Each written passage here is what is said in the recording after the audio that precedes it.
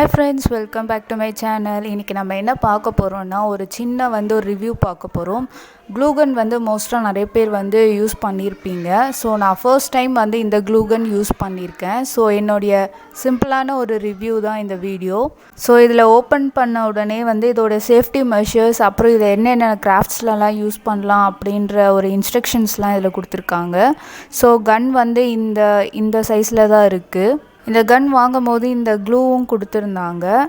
அதுக்கப்புறம் இந்த கன்னில் என்ன இருக்குன்னா, இந்த லென்த்துக்கு ஒயர் இருக்குது. அதுக்கப்புறம் இதோட ஸ்டாண்ட் கொடுத்துருக்காங்க. இதை நம்ம ஃபிக்ஸ் பண்ணிக்கலாம்.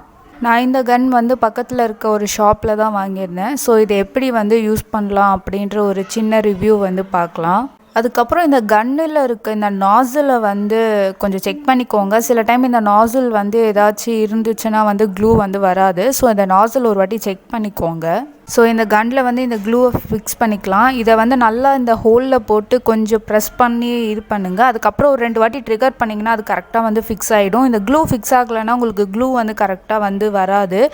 ஸோ இதை நல்லா பார்த்து ஃபிக்ஸ் பண்ணிக்கோங்க. அதுக்கப்புறம் இந்த கன்னில் இருக்க இந்த நாசிலை கொஞ்சம் செக் பண்ணிக்கோங்க. சில டைம் இந்த நாசில் ஏதாச்சும் இருந்துச்சுன்னா க்ளூ வராது. ஸோ இந்த நாசில் ஒரு வாட்டி செக் பண்ணிக்கோங்க. ஸோ இந்த க்ளூவை ஃபிக்ஸ் பண்ணிவிட்டு இதை ப்ளக் பண்ணிடலாம். இது ஒரு 5 மினிட்ஸ் நல்லா ஹீட் ஆகணும். அதுக்கப்புறம் தான் க்ளூ மெல்ட் ஆகிட்டு நம்ம யூஸ் பண்ணிக்கலாம். ஆனால் இந்த நாசிலை மட்டும் டச் பண்ணாதீங்க கண்டிப்பாக. இதில் இன்ஸ்ட்ரக்ஷன்ஸே கொடுத்துருப்பாங்க. ஏன்னா நம்ம சும்மா இல்லாமல் ஹீட் ஆகிடுச்சான்னு கண்டிப்பாக நம்ம அந்த நாசிலில் கிட்ட தான் நம்ம போவோம். ஸோ அதை மட்டும் பண்ணிடாதீங்க. நான் ஆர்வ கோளாறில் இந்த ஸ்விட்சை ஆன் பண்ணாமலே ரொம்ப நேரம் ஹீட் ஆகும்னு சொல்லி வச்சுருந்தேன். ஸோ இந்த ஸ்விட்சை கொஞ்சம் பார்த்து நீங்கள் ஆன் பண்ணி செக் பண்ணி பாருங்கள். ஸோ ஒரு 5 மினிட்ஸ் ஆகிடுச்சு. க்ளூ ஆட்டோமேட்டிக்காக உங்களுக்கு வரும்.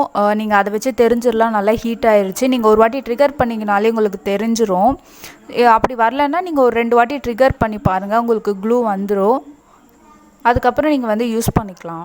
ஸோ நான் இங்கே சின்னதாக ஒரு கார்ட்போர்ட் கட் பண்ணி வச்சுருக்கேன். ஸோ இதை இந்த க்ளூவை அப்ளை பண்ணி நான் இதை எப்படி ஃபிக்ஸ் பண்ணுறதுன்னு பார்க்கலாம்.